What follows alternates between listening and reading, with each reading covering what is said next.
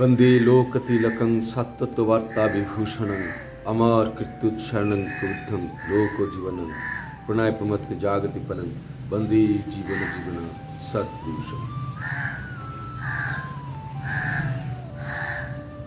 परम प्रेममय श्री श्री ठाकुर रंगाराति चरण मोर अनंत कोटि भक्तिपूर्ण प्रणाम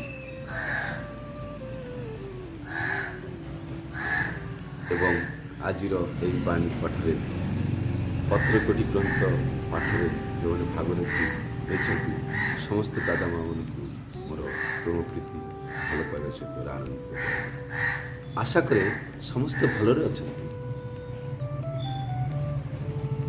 एवं समस्त सर्वांगीन मंगल प्रार्थना जनाए तांकरी जरा आसतु आमे आज पत्थर कौड़ी ग्रंथरु पाठ करी शुणिबा एवं आवश्यक स्थले आलोचना करिबा। जदि केही तुमर सहित आलाप आलोचना रे मतवाद को समीचीन मन करती उद्बुद्ध हुअन्ति प्रत्यय पूर्णतिर सहित तुम प्रति श्रद्धावान होई उठन्ति किंतु तुमर आदर्श और मतवाद रे नियंत्रित होई बा नियंत्रित हेबाकु इतस्तत करिए बा खांत होई थाए निश्चय बुझिबे ताहार चित्तर अंतराल रे दुर्पनय एमिति किछि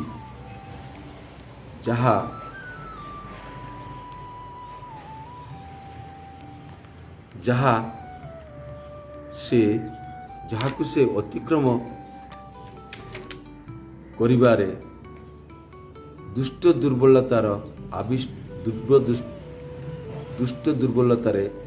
आविष्ट होई पड़िछि तेणु दुर्विपाक मध्य अनति दूर रे ताहांक पाई अपेक्षा करिछि तुमे उद्बुद्धानतिर सहित सहानुभूतिपूर्ण दृढ़ बाक और संकल्प रे तांकर दुष्ट दुर्बलता को प्रिय दलन रे दलित करी साधु दक्षतार सहित एमिति भाव रे नियोजित करिवो जोथिरु से तुमर आदर्श और मतवाद अनुसरण करी निजकु धन्य विवेचना करी विपाकरु परित्राण पाइब। वाणी संख्या 6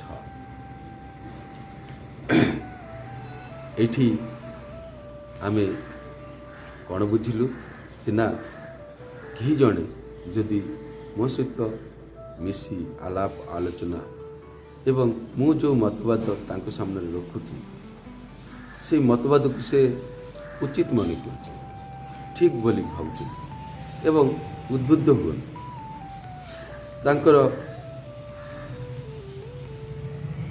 प्रेम प्रीति सहित से मो प्रति श्रद्धावान हो उठे किंतु मोर आदर्श बा आदर्श मतवाद रे से निजको नियंत्रित करने कुंठाबोध कर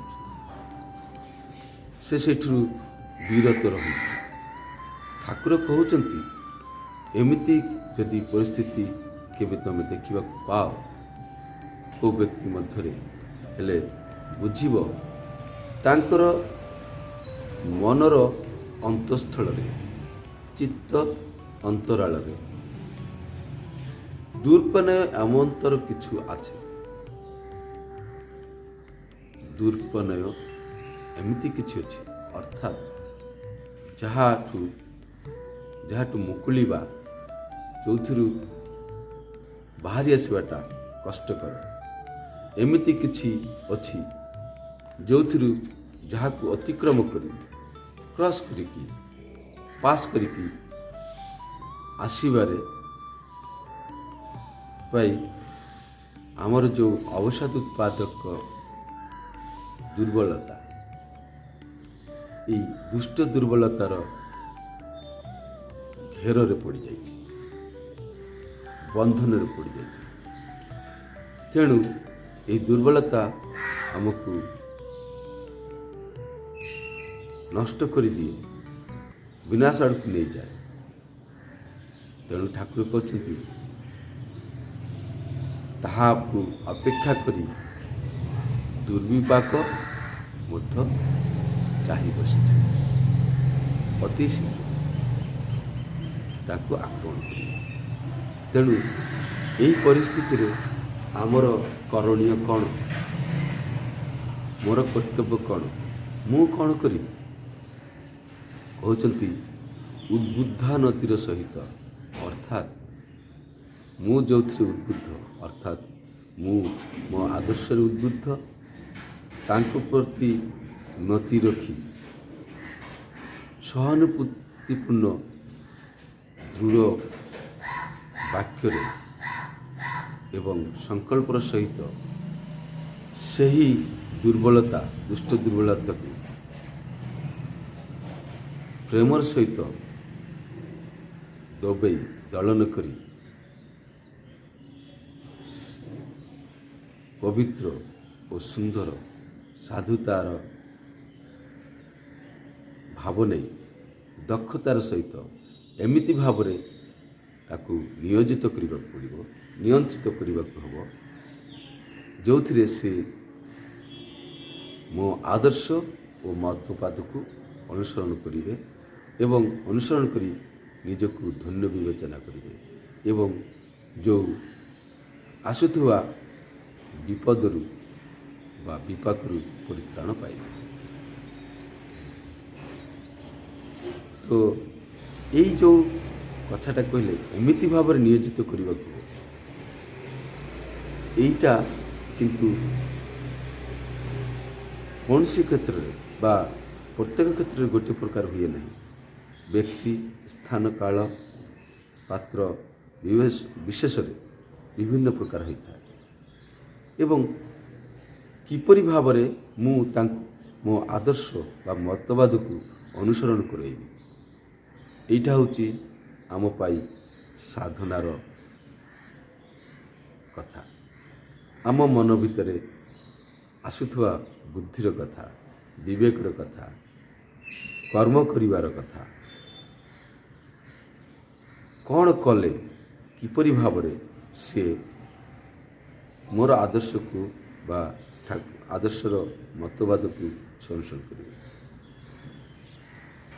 ଏହି ପଥରେ ତାଙ୍କୁ ପରିଚାଳିତ କରିବାକୁ ହେଲେ ସର୍ବପ୍ରଥମରେ ଆମ୍ଭମାନଙ୍କୁ ମୋର ଆଦର୍ଶ ପ୍ରତି ଉଦ୍ବୁଦ୍ଧ ହେବାକୁ ପଡ଼ିବ। ମୁଁ ମୋର ଆଦର୍ଶକୁ ଧରି ମୁଁ କେତେ ଉନ୍ନତ ହେଇଛି,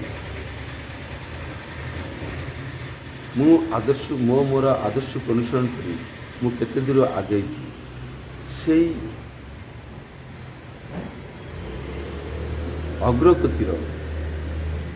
ଅଗ୍ରଗତିଟା ତାହା ଆଖିରେ ଦୃଶ୍ୟମାନ ହେବାର ଅଛି। ମୁଁ ଭଲରେ ଅଛି, ମୁଁ ଶାନ୍ତିରେ ଅଛି, ଉନ୍ନତି ଆଡ଼କୁ ଧାଉଛି, ମୋର ଅଗ୍ରସର ଅଛି, ବୃଦ୍ଧି ହେଉଛି। ଏଇ ଜିନିଷ ଯେତେବେଳେ ତାଙ୍କ ଦୃଷ୍ଟିରେ ପଡ଼ିବ ବା ପରିଲକ୍ଷିତ ହେବ, ସେତେବେଳେ ହିଁ ସେ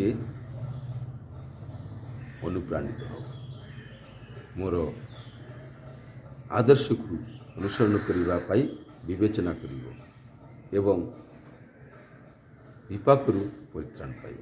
ହେଲେ ଆମେ ଦାଦା ଓ ମା' ମାନେ ଆମେ ଭାବିପାରୁଛୁ ଯେ ମୋର ଉନ୍ନତି ପଛରେ,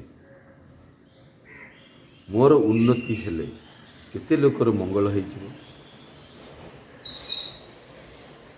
ତେଣୁ ମୁଁ ପରମ ପ୍ରେମ ଶ୍ରୀ ଠାକୁରଙ୍କ ରାତ୍ରି ଚରଣରେ ପ୍ରାର୍ଥନା ରଖେ, ସମସ୍ତେ ନାମ ଧ୍ୟାନ ପରାୟଣ ହେଇ ଯଜନ ଯାଜନ ଇଷ୍ଟବୃତ୍ତି ସ୍ୱସ୍ତନି ସଦାଚାର ପରାୟଣ ହୋଇ